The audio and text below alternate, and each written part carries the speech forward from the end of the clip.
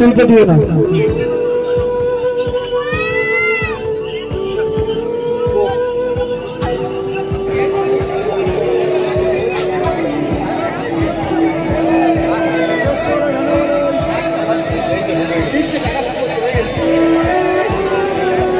পিছন দিয়ে ঘোড়া আসছে, ঘোড়াটা রাস্তাটা করে দেন, ঘোড়াটা আসার জন্য রাস্তা দেন।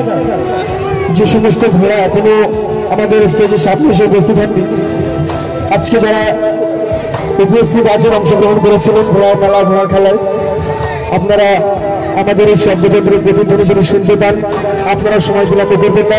আমাদের স্টেজে অফিসিয়াল কাজ আমাদের কমপ্লিট হয়ে গেছে। আমরা এক্ষুনি প্রাইজ ডিস্ট্রিবিউশন শুরু করবো। আমাদের অফিসিয়াল কাজ আমরা শেষ